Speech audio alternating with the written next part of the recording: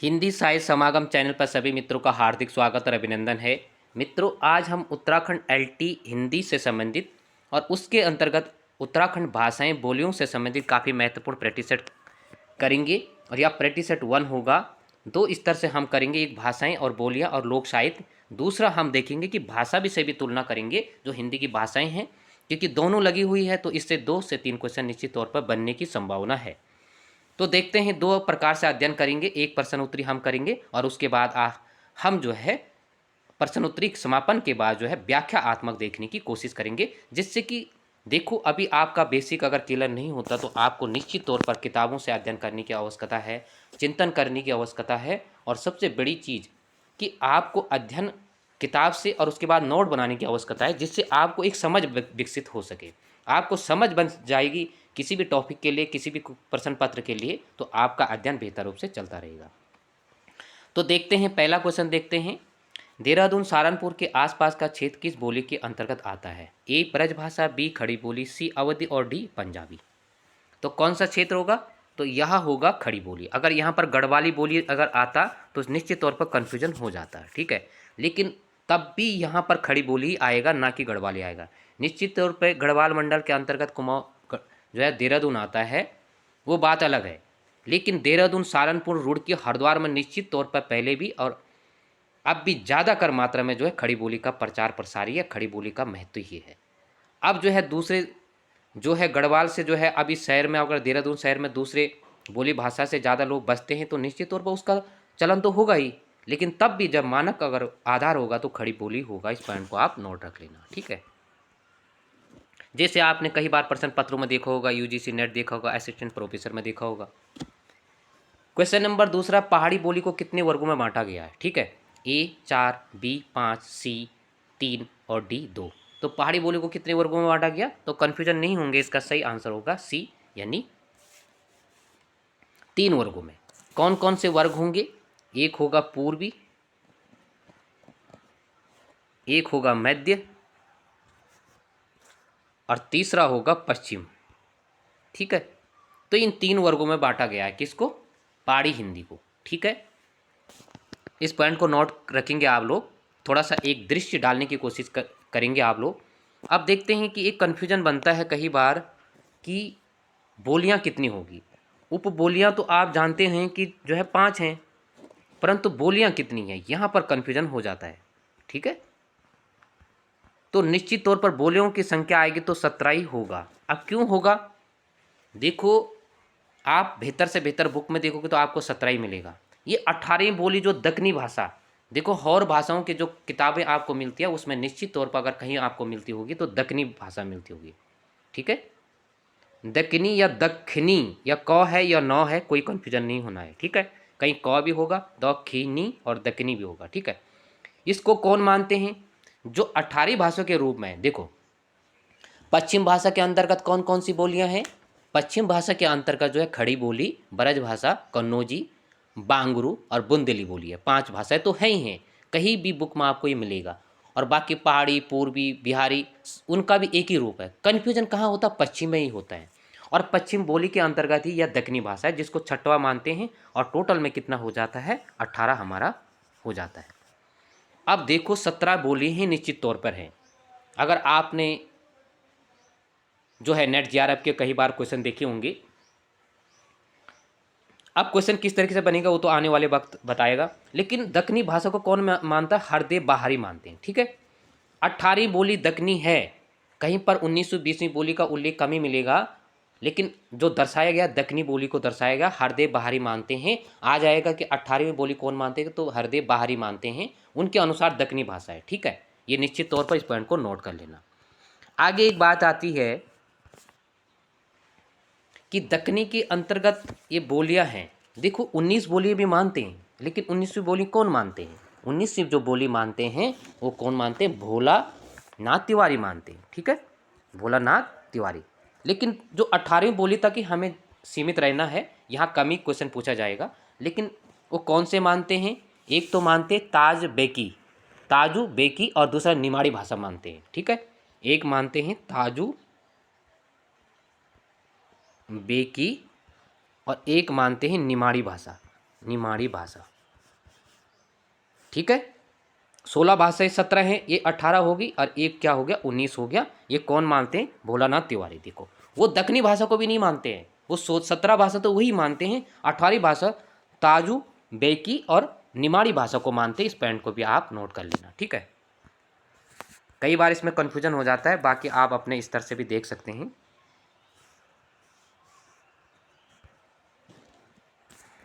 देखो रचनात्मक अध्ययन करने की कोशिश करेंगे जब तक एग्जाम नहीं आता है, जब तक बेसिक हमारा क्लियर नहीं होता तब तक हमें कन्फ्यूजन बनेगा बनेगा। इस पॉइंट को नोट कर लेना। ऐसा नहीं कि हम रेल की रफ्तार से जो है प्रैक्टिस सेट करवाएंगे। मेरा मानना भी है कि आपका भी रचनात्मक, हमारे भी रचनात्मक ज्ञान होना ही होना चाहिए मित्रों। गढ़वाली भाषा को प्राकृतिक भाषा का रूप मानने वाले विद्वान हैं। जो गढ़वाली भाषा को उसको प्राकृतिक भाषा, प्राकृतिक नहीं, ये प्राकृतिक भाषा अलग होती है, प्राकृतिक भाषा का रूप मानते हैं। A George Grierson, B Max Muller, C Bhajan Singh और डी सत्यनारायण रतूड़ी। तो कौन मानते हैं? तो इसमें कन्फ्यूजन नहीं होंगे, बहुत ही महत्वपूर्ण प्रश्न है। मैक्स मूलर मानते हैं। ठीक है, मैक्स मूलर जो है गढ़वाली भाषा को क्या मानते हैं? काफ़ी महत्वपूर्ण प्रश्न है। प्राकृतिक भाषा का रूप मानते हैं। ठीक है, प्राकृतिक भाषा का रूप मानते हैं। इनकी पुस्तक है, एक पुस्तक में इन्होंने अपनी पुस्तक में इस भाषा का उल्लेख किया गया था। ठीक है,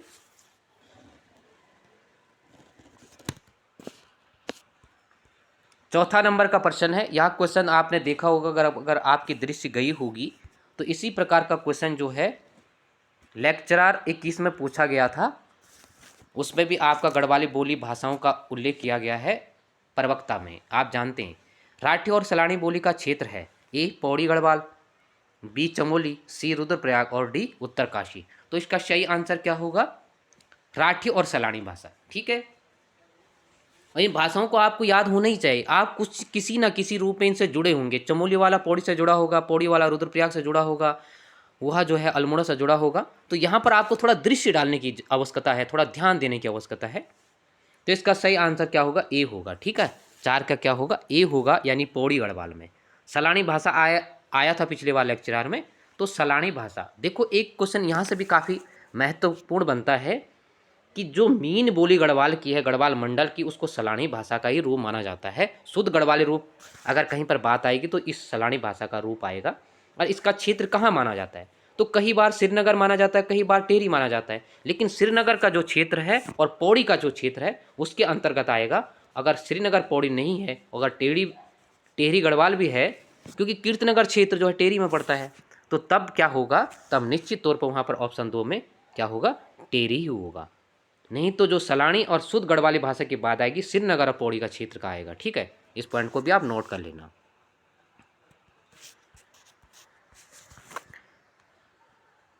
पांचवा नंबर का प्रश्न है, आपने सही सुमेलित कौन सा क्वेश्चन नहीं होगा? निम्न में से कौन सा सही सुमेलित नहीं है? ब्रज भाषा बोली आगरा मथुरा बरेली, बांगरू बोली अम्बाला पटियाला दिल्ली, कुमाऊनी बोली नैनीताल अल्मोड़ा पिथौरागढ़ और खड़ी बोली देहरादून सहारनपुर कानपुर। तो इसमें से कौन सा नहीं होगा सही?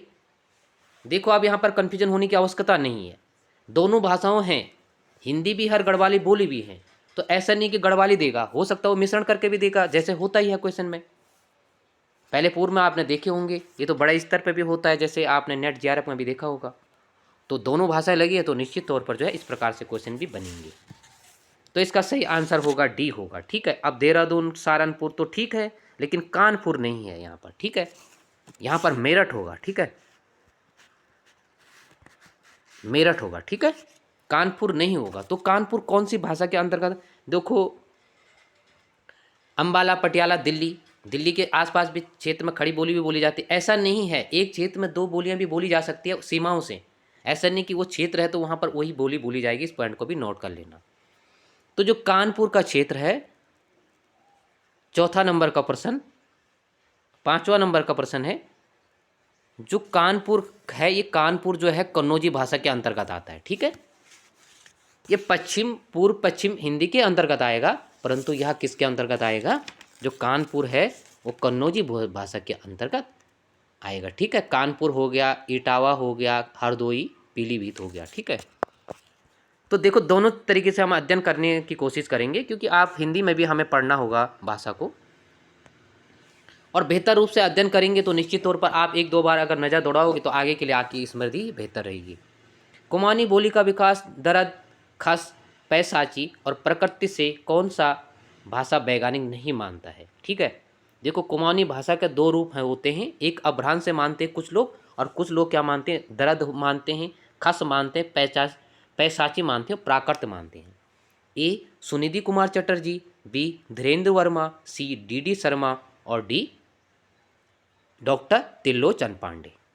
तो इसका सही आंसर क्या होगा छठा का? तो छठा का सही आंसर क्या होगा? तो इसका आंसर होगा बी धीरेन्द्र वर्मा। ठीक है, धीरेन्द्र वर्मा का मानना है कि यह कौन से अपभ्रंश से मानते हैं। ठीक है, अपभ्रंश से मानते हैं। ठीक है, तो इस प्रकार से भी क्वेश्चन बनेगा। दरद का मतलब होता है पहाड़ी क्षेत्र। ठीक है, यहाँ जैसे आपने कश्मीर का क्षेत्र में देखा होगा, तो यहाँ पर भी इस प्रकार का उसमें भी आता है, तो कन्फ्यूजन नहीं होंगे आप लोग। ठीक है, तो दरद का उल्लेख वहाँ पर भी किया गया है। ठीक है, दरद का उल्लेख वहाँ पर भी किया गया है। कश्मीर का क्षेत्र, ये हिमाचल जो भी पहाड़ी क्षेत्र है, दरद का मतलब पहाड़ी होता है, पहाड़ी होता है। ठीक है, पर्वत होता है, पहाड़। सातवां काफी महत्वपूर्ण प्रश्न है, गोरखवाणी पुस्तक के लेखक हैं। अब देखो ये गोरखवाणी पुस्तक है, अन्य पुस्तक है, इसने क्या कहा, ये इसके देखो भाषा बोली के साथ कर आपका क्या लगा है, लौकिक साहित्य लगा है।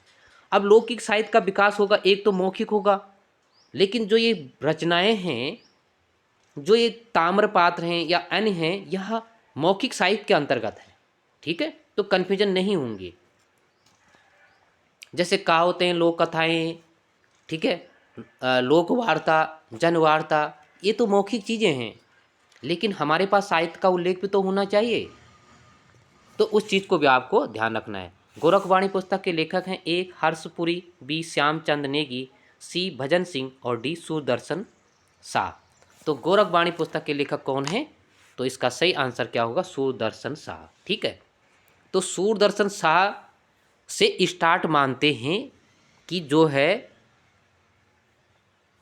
सूरदर्शन शाह थे, तो इन्होंने गोरखवाणी पुस्तक लिखी थी। ठीक है, और श्यामचरण जो है इसको क्या मानते हैं कि जो 7वां नंबर का प्रश्न है,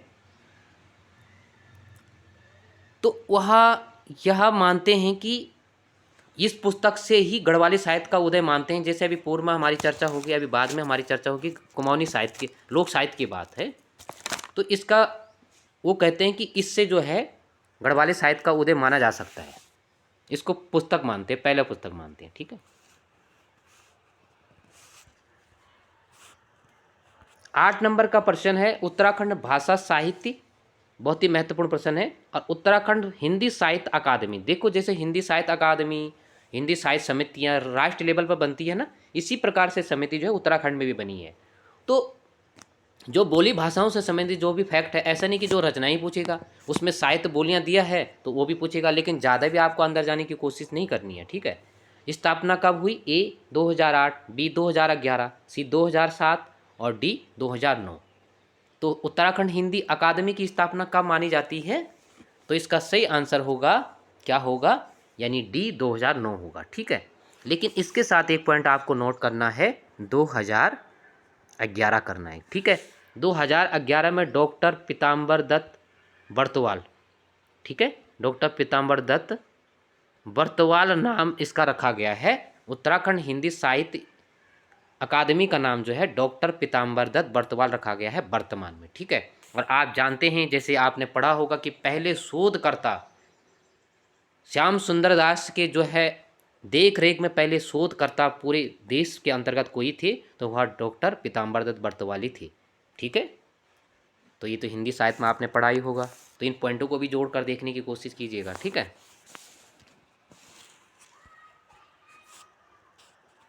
8वां नंबर का प्रश्न है, गढ़वाली पत्र कहाँ से प्रकाशित होता था? इसका भी लोक साहित्य में अपना, लोक साहित्य के लिए बड़ी भूमिका है गढ़वाली पत्र की,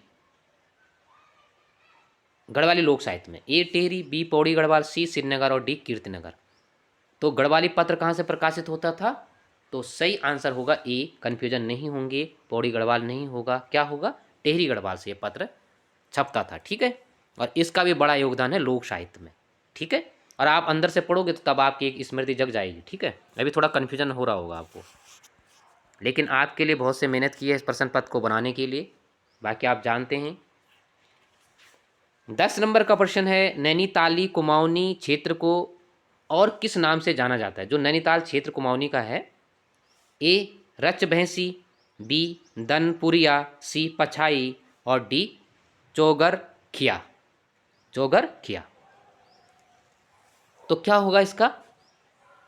तो जो कुमाऊनी क्षेत्र है नैनीताल, उसको और किस नाम से जानते हैं? तो रच भैंसी नाम से उसको जानते हैं। ठीक है, रच भैंसी आप भूलेंगे नहीं, 10वां का रच भैंसी है। ठीक है ना, कुमाऊनी। बाकी पश्चिम कुमाऊनी के अंतर्गत जैसे चौगर खिया हो गया, दनपुरिया हो गया और पछाई हो गया, ये किसके अंतर्गत आते हैं? 4 भागों में बांटा गया ना कुमाऊनी भाषा को, तो ये कुमाऊनी के जो है पश्चिम कुमाऊनी भाषा के अंतर्गत आती हैं। ठीक है, दानपुरिया, चौगर खिया और पछाई भाषा।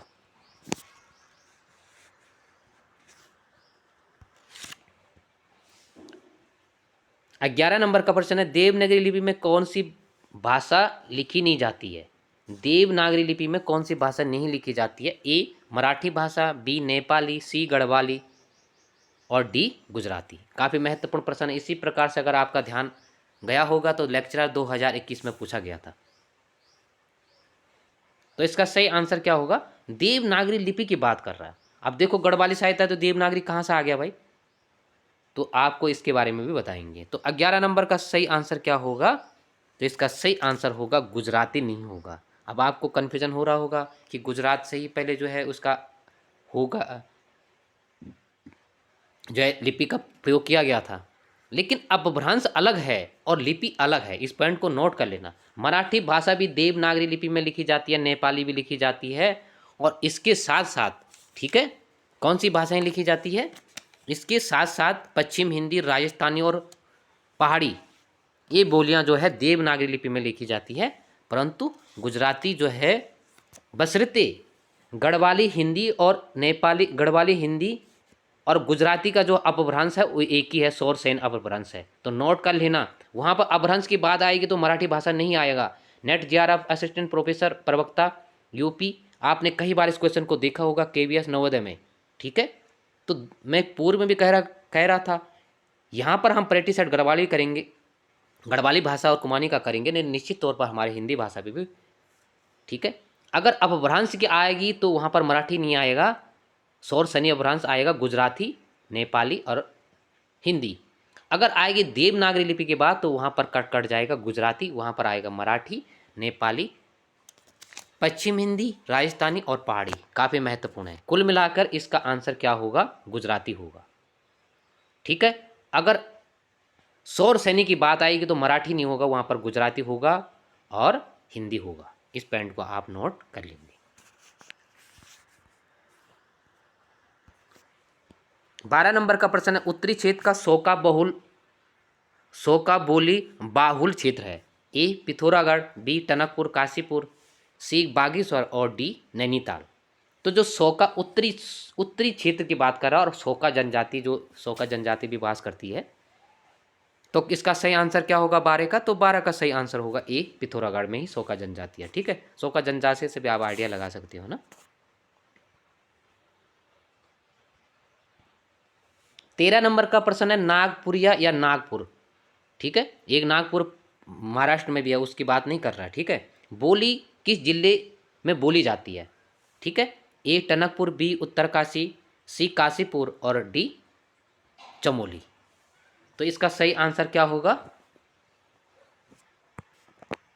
नागपुरिया बोली कहाँ बोली जाती है? तो नागपुरिया बोली बोली जाती है चमोली में। ठीक है, एक बधानी बोली, दो बोलियों का वहाँ पर आधार है। जैसे पौड़ी की बात करें तो निश्चित तौर पर पौड़ी एक राठी बोली, जो राठी जनजाति रहती है ना श्रीनगर थलीसैंण क्षेत्र में, तो वहाँ पर ये राठी बोली भी कई बार पूछी जाती है, और बाकी सलानी वाली भाषा भी तो पूछी जाती है। ठीक है ना, तो नागपुरिया कहाँ है? चमोली।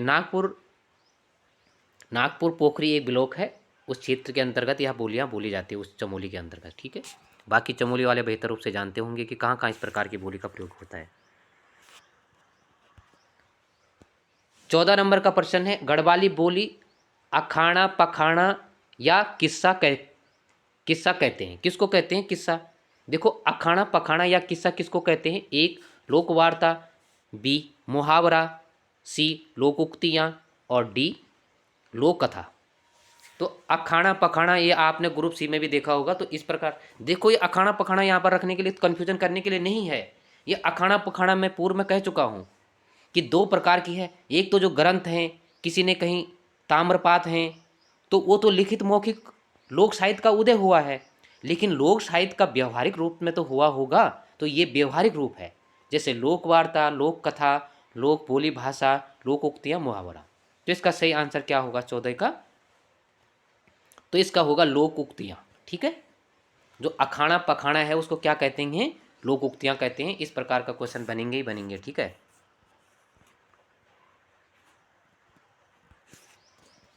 बस एक दृश्य डाल लेना, निश्चित तौर पर आपको अगर मन में आ जाएगा, निश्चित तौर पर मुझे विश्वास है। महेश जोशी कुमाऊनी भाषा का प्रथम तिथि नमूना दिगांश अभिलेख कब मानते हैं? कब का मानते हैं? महेश जोशी जो भाषा वैज्ञानिक है कुमाऊं के, उन्होंने एक तिथि नमूना, प्रथम तिथि नमूना दिगांश अभिलेख को माना है। कि उन्होंने कहा, जो ये भी लोक साहित्य की बात कर रहा है कुमाऊनी की, ठीक है, तो उससे वो मानते हैं 1108-9, 1105-6, 1110-11, 1205-6। तो इसका सही आंसर क्या होगा 15 का?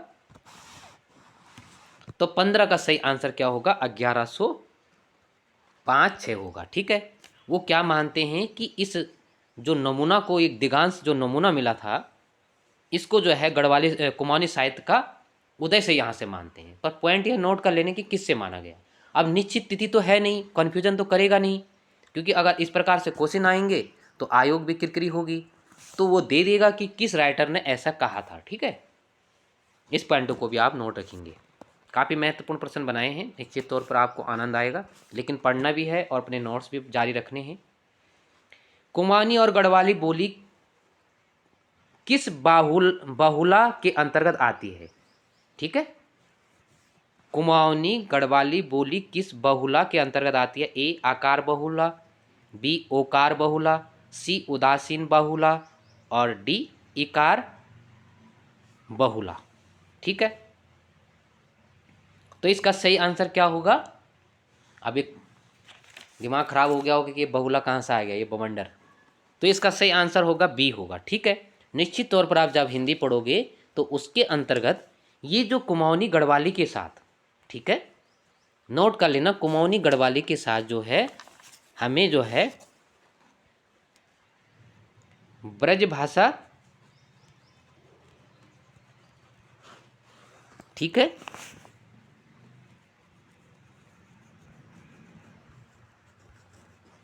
कन्नौजी, बुंदेली और गढ़वाली कुमाऊनी, ये चार पांचों के पांचों ओकार बहुल के अंतर्गत आते हैं। इस पॉइंट को नोट कर लेना। विशेष रूप से आप कुमाऊं की बात करें, वो सॉरी कुमाऊनी और गढ़वाली की बात करें तो ओकार बहुल के अंतर्गत आता है। ठीक है, वही हम बात करें आकार बहुल के अंतर्गत, तो आकार बहुल के अंतर्गत क्या आएगा? खड़ी बोली आएगा। ठीक है, और हरियाणी आएगा। अगर हम बात करें उदासीन तो अवधि आएगा। ठीक है, और एक आएगा बघेली आएगा। ठीक है, अगर हम बात करें इकार बहुल तो इकार बहुल के अंतर्गत भोजपुरी आएगा। ठीक है, तो इस पॉइंटों को भी आप नोट करेंगे। यहाँ पर दोनों तरीके से हम मिश्रण करेंगे और निश्चित तौर पर हिंदी में भी जो है भाषा बोलियाँ लगी हुई है, तो वहाँ के लिए भी हमारा नॉलेज बढ़ेगा ही बढ़ेगा। 17 नंबर का प्रश्न है, अल्मोड़ा अखबार कब प्रकाशित हुआ? काफ़ी महत्वपूर्ण है, कब प्रकाशित हुआ? 1871, 1872, 1871, 1800, इसको 1873 कर देना, 1885। तो इसका सही आंसर क्या हो? देखो, अल्मोड़ा अखबार की काफ़ी महत्वपूर्ण भूमिका है। जिस प्रकार गढ़वाली साहित्य की, गढ़वाली पत्रिका की, अभी दिगांश की, तो ये लोक साहित्य के लिए काफ़ी औषधि का कार्य इन लोगों ने किया। ठीक है, तो अल्मोड़ा अखबार ए होगा इसका। ठीक है, अल्मोड़ा अखबार काफ़ी बार पूछा जाता है और बाकी बड़े से बड़े एग्जाम में भी आप क्वेश्चन पूछा जाता है, जिसको नोट रखेंगे। और इसका महत्व इसलिए है क्योंकि इससे भी जो है लोक साहित्य का विकास हुआ है। किस भाषा विद्वान ने अपनी पुस्तक वेदमाला में, गढ़वाली कर देना इसको, वैदिक संस्कृत शब्दों की एक सूची दी और गढ़वाली भाषा को वैदिक रूप माना। ठीक है, बहुत ही महत्वपूर्ण प्रश्न है। ठीक है, यह भी जो है साहित्य, लौकिक साहित्य का एक अंग है। R.S. टोलिया, मैक्स मूलर, हरिराम धस्माना और डी शेखर पाठक। तो वेदमाला, अपनी पुस्तक वेदमाला में वैदिक संस्कृत शब्दों की एक सूची दी और गढ़वाली भाषा को वैदिक रूप का एक हिस्सा माना कि वैदिक रूप इस शब्दों का यहाँ पर प्रयोग किया गया है। तो कंफ्यूजन नहीं होंगे, हरि राम धस्माना ने यहाँ कहा है। ठीक है, तो बोली के साथ साथ यहाँ की लौकिक संस्कृति, मौखिक और लिखित संस्कृति पर भी हमने प्रकाश डाला और जो हिंदी भाषा के संबंध में है उस पर भी प्रकाश डाला। तो निश्चित तौर पर आप एक दो बार इसको देखना, अपने नोट्स में भी इस प्रकार से जारी कर सकते हैं क्योंकि क्वेश्चन बनेगा ही बनेगा। अब हम व्याख्यात्मक देखने की कोशिश करेंगे। ठीक है, गढ़वाली भाषा का मौलिक लोक साहित्य की बात हम चर्चा करेंगे क्योंकि इसमें लिखा गया है मौलिक साहित्य। और देखो मौलिक साहित्य में क्या आएगा, जैसे लोकगीत आएगा। ठीक है, लोक गीत के अंतर्गत धार्मिक, सांस्कारिक होगा ये, मांगलिक, ऋतु, प्रेम, नृत्य और भक्ति गीत। ठीक है, दूसरा लोक कथा के अंतर्गत जनमानस और मनोरंजन, धार्मिक प्रयोजन की शिक्षा के बारे में आएगा। ठीक है, तीसरा महत्वपूर्ण लोक गाथा। तो लोक गाथा को क्या बोलते हैं, पवाड़े। ठीक है, नोट कर लेना, पवाड़े बोलते हैं लोक गाथा को। ठीक है, अब इसके अंतर्गत क्या आएगा, जैसे लौकिक गाथाएं आएगा, तीलू रेती। अब लौकिक गाथाओं में जैसे तीलू रोतेली की गाथा, कत्यूरा, कप्पू चौहान, कालू भंडारी, तो इनकी कथाएं आएगी, उसको लोक गाथा कहते हैं जिन्होंने कुछ कार्य किया है। ठीक है ना, जैसे माधो सिंह भंडारी वगैरह वगैरह। ठीक है, और दूसरा तीसरी के अंतर्गत आएगा पौराणिक, जैसे जागर तो लगती है ना, तो यह भी जो है लोक साहित्य के अंतर्गत है। ठीक है, तो एक नज़र बाढ़ लेना, बशर्ते आप एक हल्का सा नज़र भी देखोगे और एग्जाम में इस प्रकार से क्वेश्चन बनता है तो आप निश्चित तौर पर करोगे। अभी तो निश्चित तौर पर आपको थोड़ा कन्फ्यूजन बन गया होगा कि एक साहित्य के चक्कर में कहाँ से इतना मैटर इतना आ गया है, लेकिन निश्चित तौर पर हम भी अध्ययन कर रहे हैं तो एक दृष्टि तो डालनी पड़ेगी निश्चित तौर पर रचनात्मक के लिए। तो पहला लोकगीत, दूसरा लोक कथा, तीसरा लोक गाथा। लोक कथा अलग है, लोक गाथा। लोक गाथा को क्या कहेंगे, पवाड़े कहेंगे। ठीक है ना,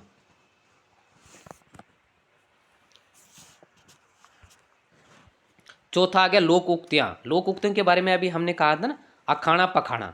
ठीक है, और पहलियाँ को आना या ऐण कहते हैं। ठीक है, आना या ऐण।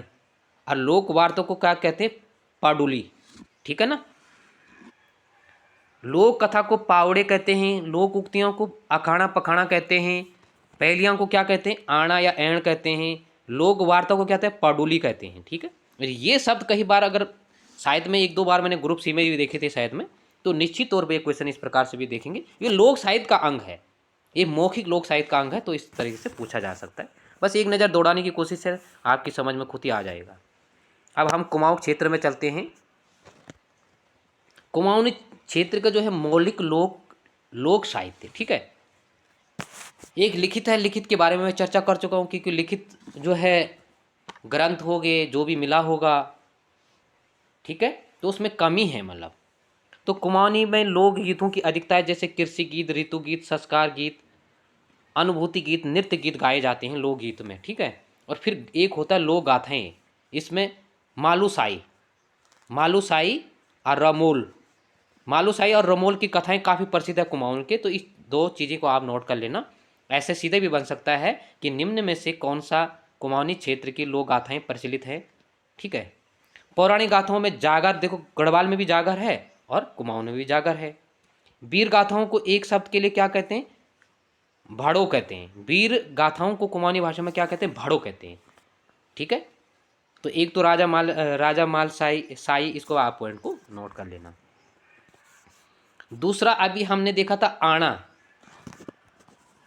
अब एक यहाँ से अपने दृष्टि जरूर डाल लेना, गढ़वाली भाषा में पहलियाँ को क्या कहते थे, आना, और यहाँ पर आण कहते हैं या आना ही होगा, तो कन्फ्यूजन नहीं होंगे। गढ़वाली नहीं आएगा, कुमाऊनी में भी आएगा तो तब भी आना होगा। ठीक है, आण होगा। ठीक है, और वहाँ पर आना है। ठीक है ना, तो कई सब मिलते जुलते हैं, उन पर भी अपनी दृष्टि डालने की ज़रूरत है। बार बार आपको मौका नहीं मिलेगा कि आप इतना सिलेबस टटोलोगे। मैंने पहले कह चुका हूँ कि सिलेबस नहीं, आपके ऊपर पहाड़ है, हम सारे अभ्यर्थियों के ऊपर, कि आदमी क्या सोचे क्या करे। लेकिन निश्चित तौर पर आप बेहतर अध्ययन करोगे मित्रों, तो ऐसा नहीं है, करने से सब हो जाता है। आज दुनिया चांद सूरज पर अपने खोज कर चुकी, तो आप ज़मीन पर बहुत कुछ कर सकते हो। डॉक्टर जॉर्ज गेरसन, ये महत्वपूर्ण है, गढ़वाली बोली को कितने भागों में बांटा? 8 भागों में बांटा। ठीक है। श्रीनगरिया या श्रीनगरी, नागपुरिया, श्रीनगरिया कहाँ है? पौड़ी में। नागपुरिया कहाँ है? चमोली में। दसोली, उत्तरकाशी, बधानी। ठीक है, बधानी कहाँ है? ये भी चमोली में है। राठी, देखो ये राठी जनजाति यहाँ पर निवास करते हैं, बहुत खूंखार एक राठी आपने देखा होगा ना, तो काफ़ी क्षेत्र ये राठी क्षेत्र है। मजकुमया, मजकुमया, देखो जो मजकुमया किसको कहते हैं? वहाँ पर कुमेय है, वहाँ पर भी भाषा में कुमेय, इस पॉइंट को नोट कर लेना, यहाँ मजकुमेय है। अब देखो मजकुमेय का मतलब ये हो गया जैसे सीमाएँ, जैसे पौड़ी गढ़वाल की सीमा अल्मोड़ा से मिली हुई है।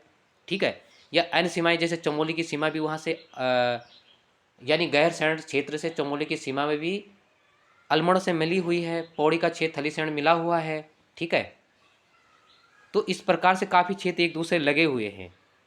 फिर मजकुमेय उस क्षेत्र में सलानी जो है पौड़ी में बोली जाती है, और टेहर याली ये टेहरी में बोली जाती है। तो इस चीज़ का भी ध्यान आप लोग रखेंगे थोड़ा। दसोला या दसोली को याद कर लेना। बदाणी, बदाणी तो प्रसिद्ध है, नंदा जात जो क्षेत्र होता है। तो थोड़ा अपने दृष्टि डालिएगा, उतनी गढ़वाली बोली भाषा है। बस आजकल हम लोग अंग्रेज बन गए, वो अलग बात है कि आज हम अपनी भाषा, बोली, संस्कृति, परंपराओं को छोड़कर थोड़ा सा उस ओर हमारा ध्यान कम ही आकर्षित होता है। कुमाऊनी बोली को, अब देखो गढ़वाली बोली को हमने जॉर्ज गेर्स ने 8 भागों में बांटा था। अब देखो कुमाऊनी बोली को जो है ध्वनि, उच्चारण और रचना के आधार पर 4 भागों में 12 बोलियां निर्धारित की। किसने? त्रिलोचन पांडे ने। इस पॉइंट को नोट कर लेना दोनों को। पूर्व बोली के अंतर्गत कुमैया, सोरयाली, सिराली, अस्कोटी। ठीक है, पूर्व कुमाऊनी के अंतर्गत क्या आएगा? कुमैया आएगा, सोरयाली आएगा, सिराली आएगा, अस्कोटी आएगा। पश्चिम कुमाऊनी के अंतर्गत क्या आएगा? खस पराजिया। देखो अब खस पराजिया का उल्लेख ज़्यादा कहाँ पर मिलता है? गढ़वाल में बोलते हैं। अब खस जो है हमारी जो है, हम उसको अभ्रांश लिपि का भी माध्यम मानते हैं, लेकिन निश्चित तौर पर गढ़वाली कुमाऊनी तो हिंदी में ही लिखा जाता है। तो वो कहाँ से आएगा? देवनागरी आएगा, और अभ्रांश क्या आएगा? सौरसैनी आएगा। तो कन्फ्यूजन नहीं होंगे, वो पहले क्वेश्चन बना चुका हूँ। बस इतना है कि कब हमारी दृष्टि पड़ती नहीं है बुकों पर, जब क्वेश्चन बन जाता है उल्ट पटांग, तो तब हमें कहते हैं कि ये क्वेश्चन गलत बन गया। तो थोड़ा अपना दृष्टि डालने की कोशिश करना। खस पराजिया 12 मंडल क्षेत्र, दानपुर के आसपास का क्षेत्र क्या बोली जाती है? पश्चिम कुमाऊनी बोल जाए, जैसे पछाई, फलदा कोटी, चौगरखिया, गंगोई, दानपुरिया। ठीक है, यहाँ गढ़वाल में क्या था? नागपुर या नागपुरिया। कुमाऊनी में क्या है? दानपुरिया। तो नोट कर लेना। पढ़ना बड़ी चीज़ नहीं है, उसको रचनात्मक ढंग से पढ़ना बहुत महत्वपूर्ण है, कि बार बार आपकी दृष्टि यहाँ ऐसे नहीं पढ़ सकती है। उत्तरी कुमाऊनी के अंतर्गत जोहारी आएगी, जिसमें भोटिया भाषा का प्रयोग किया जाता है, और तिब्बत, क्योंकि तिब्बत सीमा से लगा हुआ है। ठीक है, तो जोहारी, ये भोटिया जनजाति तो रहती है, और तिब्बती का प्रभाव भी है। दक्षिण कुमाऊनी की बात करें, नैनीताल, भीमताल, काठगोदाम, जो लोग हल्द्वानी हैं, हल्द्वानी तो काफ़ी फेमस शहर है, ये क्षेत्र में क्या बोला जाती है? दक्षिण बोली बोली जाती है। बस इतना अंदर से तो नहीं पूछेगा, क्योंकि इतना अभी मैं चर्चा कर चुका हूँ कि अगर मैं व्याकरण की बात करूँ तो व्याकरण में 7 टॉपिक लगे हुए हैं, और इसके अंतर्गत जो है व्याकरण में जो है कितने लगे हुए हैं? 7 टॉपिक के अंतर्गत कितना लगा हुआ है? 7 यूनिट के साथ 19 टॉपिक लगे हुए हैं। अगर मैं बात करूं साहित्य के अंतर्गत, तो साहित्य के अंतर्गत जो है 8 यूनिट लगे हुए हैं, और इसके अंतर्गत जो है 16 टॉपिक लगे हुए हैं। कुल मिलाकर लगभग 35 टॉपिक आपके लगे हुए हैं। तो प्रत्येक से तो क्वेश्चन बनेगा नहीं, उसके अंदर भी काफ़ी चीज़ें हैं, लेकिन जो महत्वपूर्ण चीज़ें हैं, मैं कह रहा हूँ इस भार को कम करने के लिए, इस पहाड़ को कम करने के लिए आपने उन बातों को ध्यान रखना है जो सिलेबस या जो आने के लिए महत्वपूर्ण है। पूरा करने की आवश्यकता नहीं है, जो महत्वपूर्ण पॉइंट है उनको दोहराने की आवश्यकता पहले। ठीक है, तो मित्रों आज के लिए इतना ही।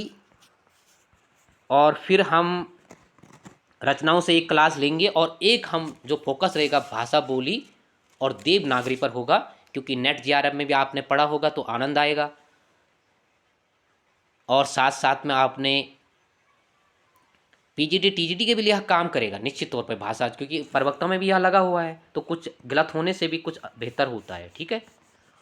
और साथ में हम देखेंगे फिर 5 यूनिट पर एक अच्छा सा प्रैक्टिस सेट हम लाएंगे, करीबन करीबन 5 यूनिट जो यूजीसी नेट में लगा हुआ है, तो उसमें आपको 100 से ज़्यादा क्वेश्चन आपको मिलेंगे जो आयोग हैं। तो सभी मित्रों को पुनः बहुत बहुत धन्यवाद। अपनी पढ़ाई करते रहना आप लोग जितना बेहतर हो सके।